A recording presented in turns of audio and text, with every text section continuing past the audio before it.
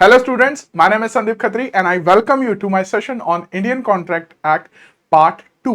तो सबसे पहले बात कर लेते हैं इस एक्ट में, इस सब्जेक्ट में, कॉन्ट्रैक्ट एक्ट पार्ट 2 में हम कौन कौन से टॉपिक्स को कवर करने वाले हैं। तो we will start from contract of indemnity and guarantee, followed by bailment, pledge, agency, and after that we will discuss sale of goods act and the partnership act as well. तो आज हम हमारी law semester Q&A series में हमारा दूसरा subject start कर रहे हैं, जिसका पहला ही टॉपिक है contract of indemnity and guarantee. आज जो 3 इंपॉर्टेंट क्वेश्चंस हम डिस्कस करेंगे, जिसमें सबसे पहला क्वेश्चन होगा कि कॉन्ट्रैक्ट ऑफ इंडेमनिटी क्या होता है, उसके एसेंशियल्स क्या हैं एंड सो ऑन।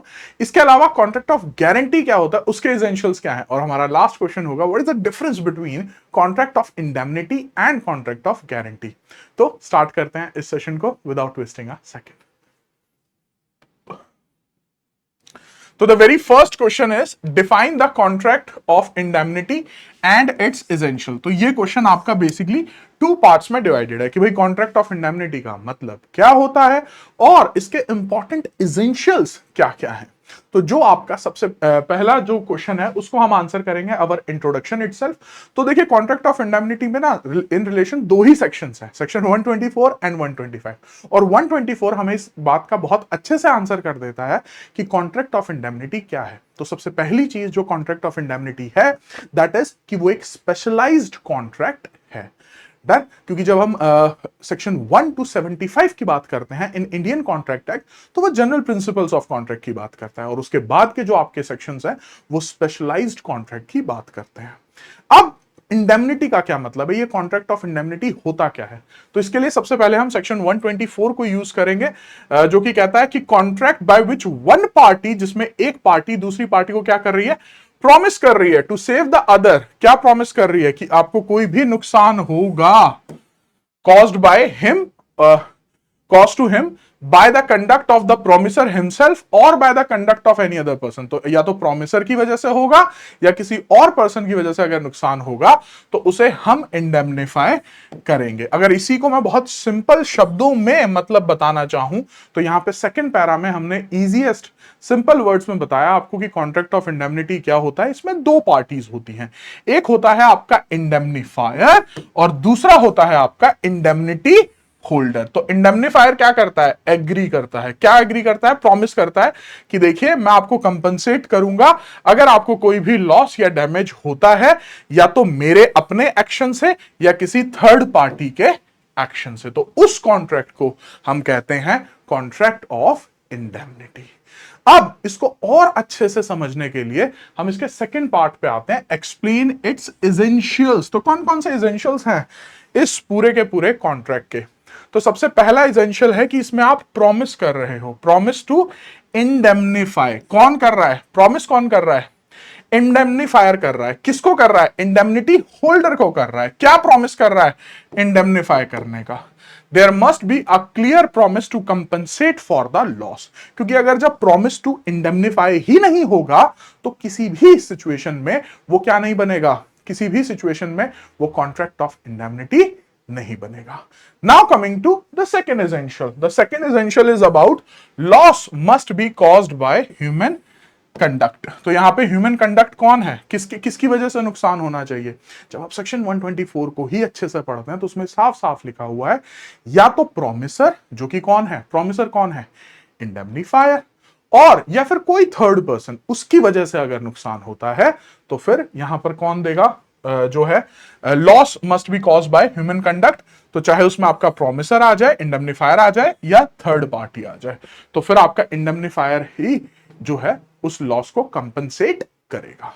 नेक्स्ट पर आते हैं, third one, contract must be valid. अब ये कॉन्ट्रैक्ट मस्ट बी वैलिड का क्या मतलब है, इसका मतलब ऑल द बेसिक एसेंशियल्स जो कि एक फॉर्मेशन ऑफ कॉन्ट्रैक्ट में लगते हैं, जैसे कि एक वैलिड प्रपोजल, एक वैलिड एक्सेप्टेंस, एक वैलिड प्रॉमिस, एक वैलिड कंसिडरेशन, एक valid agreement, enforceable by law, which means कि सेक्शन 10 के सारे एसेंशियल्स फुलफिल होने चाहिए, तभी आपका जो है कॉन्ट्रैक्ट ऑफ इंडेमनिटी भी जो है वो वैलिड कॉन्ट्रैक्ट बनेगा। So that is your third essential. Last fourth पर आते हैं, एक्सप्रेस और इंप्लाइड। तो अगर आपको सेक्शन 9 याद हो इंडियन कॉन्ट्रैक्ट एक्ट का, तो वो क्या कहता है, it can be express, it can be implied. Express से मतलब है हमारा कि ये रिटन फॉर्म में भी हो सकता है और ये ओरल फॉर्म में भी हो सकता है। इम्प्लाइड से हमारा मतलब है कि बाय कंडक्ट हो सकता है। And the last one is two parties. तो इसमें दो ही पार्टीज आपकी होती हैं, एक होता है इंडेमनिफायर और दूसरा होता है इंडेमनिटी होल्डर। तो आई होप कि आपको कॉन्ट्रैक्ट ऑफ इंडेमनिटी क्या होता है और उसके एसेंशियल्स क्या होते हैं बहुत अच्छे से समझ में आ गए। इसी आंसर में आप अपना एक सिंपल सा इलस्ट्रेशन भी लिख सकते हो ताकि और अच्छे से आप अपने पॉइंट्स को समझा पाओ। इलस्ट्रेशन क्या है? इलस्ट्रेशन है कि एक कॉन्ट्रैक्ट है ए और बी के बीच में, जिस कॉन्ट्रैक्ट में बी क्या है, डिलीवर कर रहा है गुड्स ए को, और कितने रुपए में? 10,000 रुपीज में। ठीक है जी। अब सी प्रॉमिस करता है ए को that he will pay for the loss that will be suffered by him due to B. Here C and A are parties in a contract of indemnity. और कौन इंडेमनिटी होल्डर है? A आपका indemnity holder है and C is the indemnifier. Next question पर आते हैं, question number 2, जो कि बात करता है कि कॉन्ट्रैक्ट ऑफ गारंटी क्या है और उसके एसेंशियल्स क्या है। तो कॉन्ट्रैक्ट ऑफ गारंटी को सेक्शन 126 में एक्सप्लेन किया गया है। ठीक है जी। अब सेक्शन 126 क्या कहता है कि कॉन्ट्रैक्ट ऑफ गारंटी क्या है? A contract to perform the promise or discharge the liability of a third person in case of his default। मतलब कि एक कॉन्ट्रैक्ट है किसके लिए? कि भाई हम परफॉर्म करेंगे प्रॉमिस को या आपकी लायबिलिटी को डिस्चार्ज कर देंगे of a third person in case of his default. तो देखिए यहां पर आपको पहले इस लाइन को भी इवन समझने से पहले आपको यह समझना पड़ेगा कि कॉन्ट्रैक्ट ऑफ गारंटी में 3 पार्टीज होती हैं। वो 3 पार्टीज कौन कौन है? तो सबसे पहले है यहां पर आपका क्रेडिटर। क्रेडिटर कौन है जी? जो आपको क्रेडिट पे कुछ दे रहा है। उसके बाद आ जाता है प्रिंसिपल डेटर, जिसको वो क्रेडिट मिल रहा है।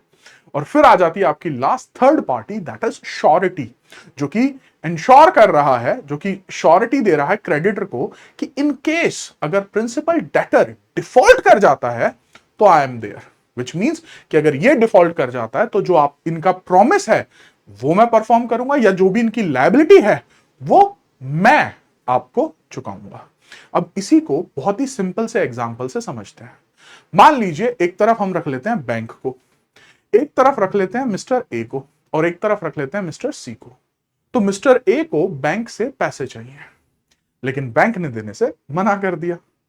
अब सी जो है वो गारंटी देता है बैंक को कि देखिए अगर ए को आप जो पैसे देंगे, अगर ए ने वो विद इन द टाइम, जो भी टाइम पीरियड है, जो भी इंटरेस्ट है, अगर उसके साथ आपके पैसे रिटर्न नहीं किए तो मैं बैंक को वो पैसे दूंगा। अब इस पूरे एग्जांपल में क्या हो रहा है? बैंक रोल प्ले कर रहा है क्रेडिटर का, और प्रिंसिपल डेटर का रोल प्ले कर रहा है मिस्टर ए, और श्योरिटी कौन बन रहा है? श्योरिटी बन रहा है यहां पर मिस्टर बी। तो मिस्टर बी जो है वो श्योरिटी देता है बैंक को कि देखिए अगर मिस्टर ए ने डिफॉल्ट किया, अगर आपके पैसे रिटर्न नहीं किए तो मैं रिटर्न करूंगा। तो अब ये क्या हो गया है? ये हो गया है कॉन्ट्रैक्ट ऑफ गारंटी। तो आई होप कि आपको contract of guarantee as per to section 126, अब आप अगर ये आपको एग्जांपल समझ में आ गया, ये तीनों पार्टीज का रोल समझ में आ गया, now this definition will make a sense to you. ठीक है जी। एसेंशियल्स पे बात कर लेते हैं। एक वैलिड कॉन्ट्रैक्ट ऑफ गारंटी के क्या क्या एसेंशियल्स होते हैं? सबसे पहला ट्रीपार्टेट एग्रीमेंट, विच मींस कि यहां पे 3 पार्टीज होती हैं, जैसा कि मैंने बताया, प्रिंसिपल डेटर, उसके बाद आ जाता है आपका creditor and then the surety. Next आते हैं कंसिडरेशन। तो एज पर टू सेक्शन 127 यहां पर कंसिडरेशन भी होती है। इन शॉर्ट अगर आप सेक्शन 127 को देखेंगे, अब आपके जैसे हम कॉन्ट्रैक्ट ऑफ गारंटी पढ़ते हैं ना, तो एक सवाल आता है कि सर प्रिंसिपल डेटर को तो पैसे मिल रहे हैं, तो वो इस कॉन्ट्रैक्ट ऑफ गारंटी में क्या कर रहा है? ये तो हमें समझ में आ गया, लेकिन आप हमें यह बताइए कि इसी सिचुएशन में श्योरिटी क्या कर रहा है? भाई श्योरिटी क्यों गारंटी दे रहा है? तो जनरली आप देखेंगे श्योरिटी ना पर्सनल रिलेशन वाले ही होते हैं। जैसे मान लीजिए बेटे को लोन चाहिए तो फादर श्योरिटी बन गया। ठीक है, you know it is like कि आपका क्लोज रिलेशनशिप है, इसीलिए आप श्योरिटी बनते हो। आप ऐसे ही किसी की श्योरिटी नहीं लोगे फॉर ऑब्वियस रीजंस। ठीक है, तो लेकिन अब आते हैं हम इसमें लीगल पॉइंट पे कि sir what is the consideration for surety surety के लिए क्या कंसिडरेशन है। तो हमारा जो सेक्शन 127 है वो इसी पॉइंट को क्लैरिफाई करता है कि देखिए जो आपका श्योरिटी है उसके लिए वही सेम कंसिडरेशन होगी जो प्रिंसिपल डेटर के लिए होगी।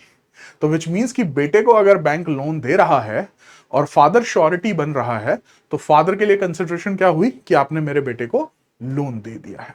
अब मैं आपको एक थोड़ा सा और एक स्टेप आगे जाके इसी में कंसिडरेशन के बारे में बताता हूं।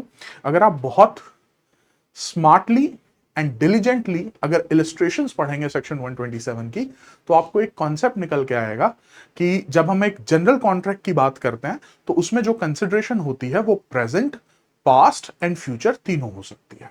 इसमें तो किसी को कोई डाउट नहीं होना चाहिए as per to section 2D of Indian contract act. लेकिन जब आप यहां पे कंसिडरेशन की बात करते हैं तो यहां पे past consideration is no consideration, मतलब कॉन्ट्रैक्ट ऑफ गारंटी के लिए सिर्फ प्रेजेंट और फ्यूचर कंसिडरेशन ही जो है आपकी वैलिड कंसिडरेशन होती है। और इसके लिए इसीलिए मैं कह रहा हूं you can refer the illustrations of section 127। आ जाइए आगे। नेक्स्ट कॉन्सेप्ट है आपका third, liability arises on default. तो देखिए अब अगर प्रिंसिपल डेटर डिफॉल्ट करता है तभी श्योरिटी के ऊपर लायबिलिटी आती है। ठीक है जी। Next one is principal debt must exist, so this is something which is essential for the contract of guarantee. Next one, fifth और सिक्स्थ आपके वैसे तो वो दोनों पॉइंट्स हैं जो बेसिक है आपके कॉन्ट्रैक्ट में होने ही चाहिए, दैट इज रिटन और ओरल हो सकता है, intention to create legal relationships. ठीक है, तो दीज आर द एसेंशियल्स जिनकी जरूरत है अगर आप कॉन्ट्रैक्ट ऑफ गारंटी बना रहे हैं तो आपको ये मोस्ट इंपॉर्टेंट एसेंशियल्स हैं।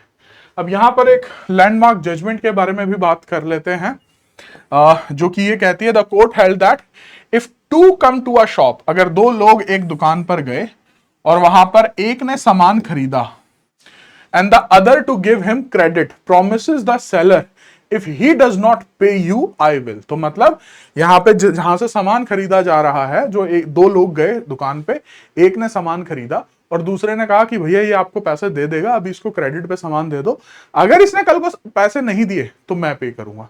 तो अब ये इन तीनों के बीच में क्या हो रहा है, this is a contract of guarantee. Coming to the last question, that is the difference between contract of guarantee and contract of indemnity. तो मैंने 10 डिफरेंसेस निकाले हैं आपके, बहुत इजी है। सेक्शन नंबर्स, तो कॉन्ट्रैक्ट ऑफ इंडेमनिटी पे आपको दो ही सेक्शंस देखने को मिलेंगे, 124 एंड 125, जबकि जब आप कॉन्ट्रैक्ट ऑफ गारंटी देखते हो तो आपको अच्छा खासा कॉन्सेप्ट 126 से लेके 147 में देखने को मिलता है।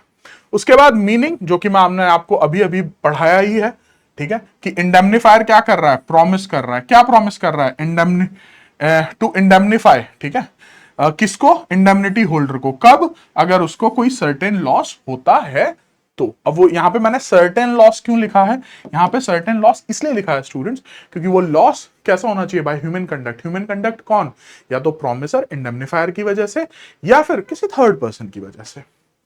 अब आ जाइए यहां पर क्या मतलब है कॉन्ट्रैक्ट ऑफ गारंटी का, a contract to perform the promise और discharge the liability of a third person in case of his default. तो बहुत ही सिंपल शब्दों में दोनों के मीनिंग्स यहां पे लिखे गए हैं। पार्टीज, यहां पे दो ही पार्टीज होती हैं, एक होती है इंडेमनिफायर, एक होती है इंडेमनिटी होल्डर। यहां पर तीन पार्टीज हैं आपकी, surety, creditor and principal debtor. Recovery, काफी इंटरेस्टिंग पॉइंट है कि अगर प्रॉमिस किया गया है टू इंडेमनिफाई और लॉस हो जाता है और इंडेमनिफायर जो है इंडेमनिफाई कर देता है, तो क्या वो वापस ले सकता है उससे, इंडेमनिटी होल्डर से वापस ले सकता है? तो आंसर आएगा सर ऑब्वियसली नो।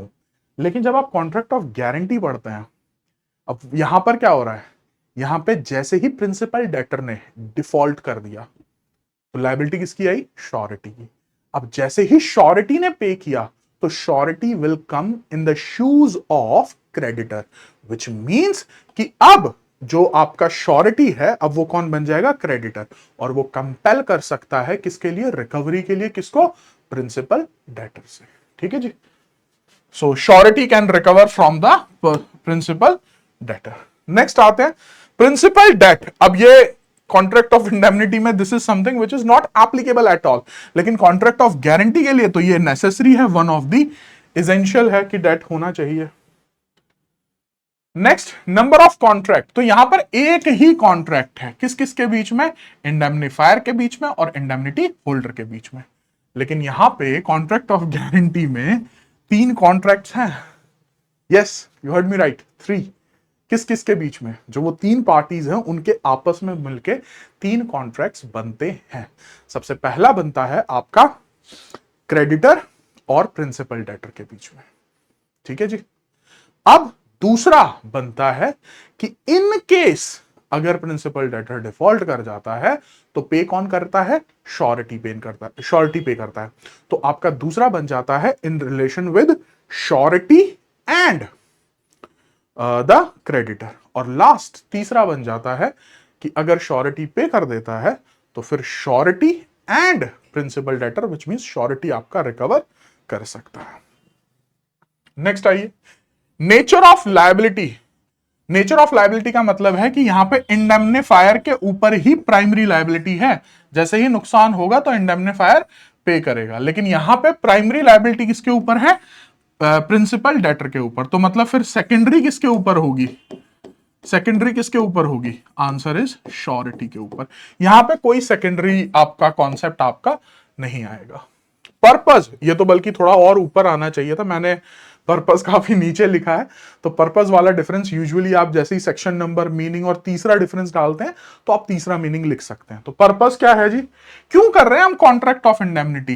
ताकि हम कंपनसेट कर सकें अगर कोई भी नुकसान हुआ है इंडेमनिटी होल्डर को। और कॉन्ट्रैक्ट ऑफ गारंटी क्यों कर रहे हैं? ताकि हम एश्योरेंस कर सकें टू द क्रेडिटर, क्रेडिटर को एश्योर कर सकें कि भाई तुम्हारे पैसे कहीं नहीं मर रहे हैं, ठीक है, टेंशन ना लो बिल्कुल भी, ठीक है, जस्ट चिल। रिक्वेस्ट, किसके रिक्वेस्ट पे? तो यूजुअली देखा गया कि contract of indemnity indemnity holder की रिक्वेस्ट पे होगा, और contract of guarantee principal debtor की। क्यों प्रिंसिपल डेटर की रिक्वेस्ट क्यों होगी?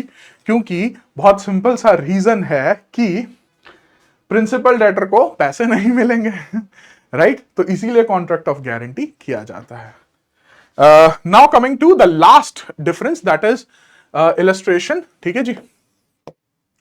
कॉन्ट्रैक्ट ऑफ इंडेमनिटी की मैं आपको इलस्ट्रेशन बता चुका हूं, और एक इलस्ट्रेशन यहां पे मैंने कॉन्ट्रैक्ट ऑफ गारंटी की डाली है from the case law itself. तो आप एक, मतलब हमेशा आई ऑलवेज बिलीव कि अगर आप एक अच्छी इलस्ट्रेशन बना सकते हो 2 to 3 लाइंस में, और आपसे डिफरेंस पूछा गया तो आपका बहुत अच्छा आंसर एक बन सकता है। तो इस तरीके से हमने कॉन्ट्रैक्ट ऑफ इंडेमनिटी कर लिया, उसके एसेंशियल्स कर लिए, कॉन्ट्रैक्ट ऑफ गारंटी कर लिया, उसके एसेंशियल्स कर लिए, और दोनों में डिफरेंस भी कर लिया। And this is how we completed our first unit. Still आपको कोई डाउट है, बेसिक नहीं समझ में आया कुछ भी, please do comment in the comment section and I'll help you there. So that's it from my end as of now. I hope things are clear. So thank you very much. Goodbye. Take care. And yes, it's time to say peace.